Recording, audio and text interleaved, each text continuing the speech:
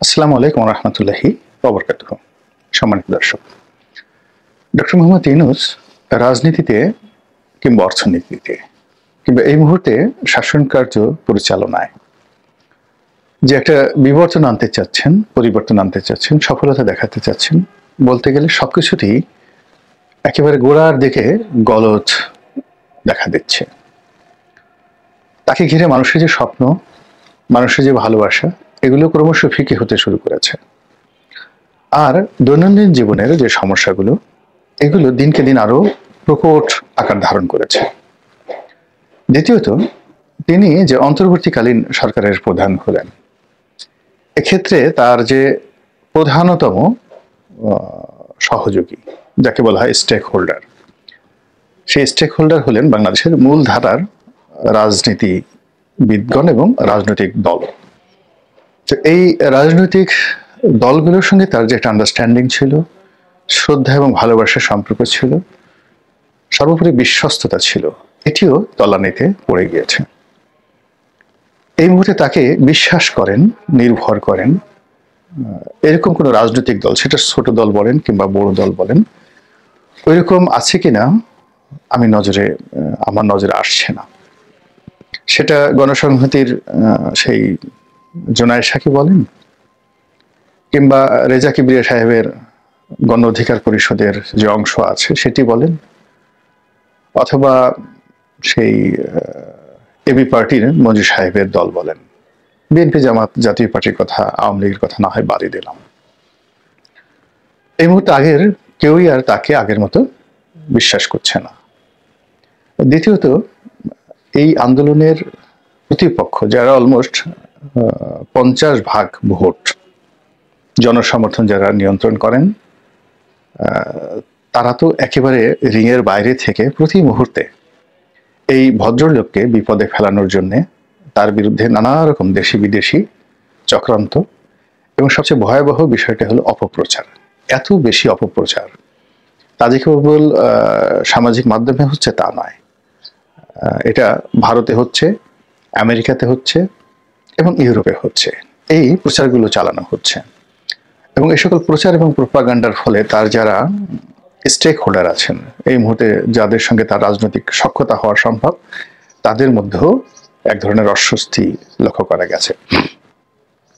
যেমন ধরুন, এই কয়েকদিন আগে তিনি একটি রাজনৈতিক ঐক্যের ডাক দিলেন, এবং আওয়ামী লীগের সঙ্গে যারা 14 দল যারা ছিলেন, অর্থাৎ আওয়ামী লীগ, জাতীয় পার্টি, তারপর সেই জাসদ, ওয়ার্কার্স পার্টি, তরিকত ফেডারেশন, এরকম 14টি যে দল ছিল, তারা ছাড়া অন্যান্য যে সকল ছোট দল, মানে বিএনপি জোটে নেই, আবার আলাদা করে ভাবে জোট করার মতো না, এরা ছোট ছোট দল কিন্তু বেশ সক্রিয়, তারা সবাই কিন্তু সেখানে গিয়েছেন।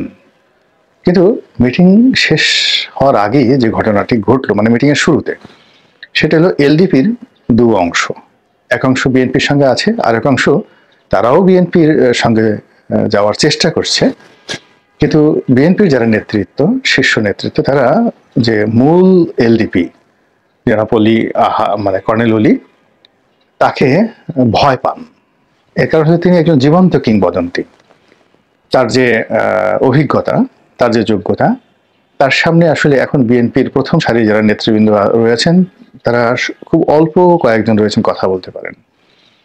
এর কারণ হলো তিনি জিয়াউর রহমান সাহেবের সাথে সরাসরি যুদ্ধ করেছেন, জিয়াউর রহমানের সঙ্গে একেবারে জীবন সঙ্গী হিসেবে তিনি থেকেছেন, এবং এই দলের অনেক অভ্যন্তরীণ গোপন বিষয় তিনি জানেন। এর বাইরে ব্যক্তি বেগম খালেদা জিয়ার সঙ্গে তার একটা মধুর সম্পর্ক রয়েছে। এই কারণে দলের যারা তরুণ তুর্কি, তারা প্রায় সকলেই কর্নেল অলিকে ভয় পান। দ্বিতীয়ত, তিনি বিএনপিকে যখন চ্যালেঞ্জে জানিয়েছিলেন, বিএনপি তখন ক্ষমতায়, সেখান থেকে প্রায় 37-38 জন মন্ত্রী এমপিকে নিয়ে তিনি এলডিপি গঠন করেছিলেন। তো ওই সময়টাতে তার সঙ্গে বিএনপির রীতিমতো ভারতের যে কুরুক্ষেত্রের যুদ্ধ, সেটা শুরু হয়েছিল, এবং তিনি সেটা মোকাবেলা করে এখনো পর্যন্ত টিকে আছেন। পরবর্তীতে বিএনপির জোটের সঙ্গে তিনি ছিলেন, কিন্তু 2018 সালের নির্বাচনের পরে এই জোটের মধ্যে কেমন যেন একটা গাছড়া গাছড়া ভাব চলে আসে। এরপর বিএনপি এই কাজ করেছে কিনা বলতে পারবো না, কিন্তু কর্নেল ওলির দল দুই ভাগ হয়ে যায় এবং এক ভাগের যে নেতৃত্বে যারা আছেন তারা বিএনপির সঙ্গে বেশি, তারেক রহমান সাহেবের সঙ্গে বেশি আপনজন হয়ে যান। এখন যেটা হলো যে এই জাতীয় ঐক্যের যে ডাক দিয়েছেন কর্নেল ডক্টর মোহাম্মদ ইউনূস, সেখানে কর্নেল ওলিকে দাওয়াত দেওয়া হয়েছিল, কিন্তু তিনি যেভাবে সেখানে গিয়ে ফিরে এসেছেন অপমানিত হয়ে, এটি একেবারে গোড়ায় একটা গলদ। অবশ্য কর্নেল ওলি ভদ্রতা সহকারে এটাকে একটা জেনারেল মিস্টেক হিসেবে বলার চেষ্টা করছেন।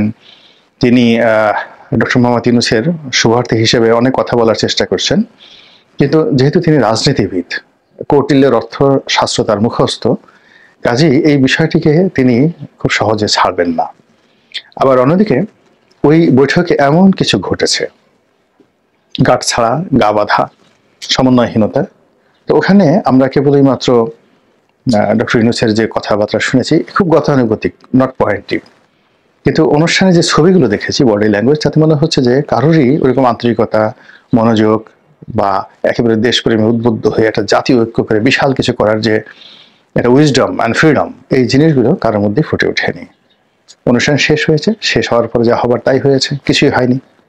অর্থাৎ উল্টো এখন যেটা দেখা যাচ্ছে, বিএনপিও বলছে যে জাতীয় ঐক্য মানে বাকশাল নয়, এবং যে জাতীয় সরকারের কথা বলা হচ্ছে যে বিএনপি থেকে 5 জন বা 2 জন, অমুক জায়গা থেকে 2 জন, একজন নিয়ে এঠে এই সরকারকে 2 বছর, 3 বছর, 4 বছর, 5 বছর কন্টিনিউ করা।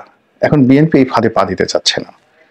এর কারণ হলো যে জাতীয় সরকারের হোক আর যেভাবে হোক না কেন, এখানে কর্তৃত্ব থাকবে সেনাবাহিনীর, কর্তৃত্ব থাকবে ডক্টর মোহাম্মদ ইউনূসের। তো সেখানে বিএনপির যারা যাবেন তারা কেবলমাত্র উপদেষ্টা হিসেবে আনাকুম জানাকুম, এর বাইরে তারা কিছু করতে পারবেন না।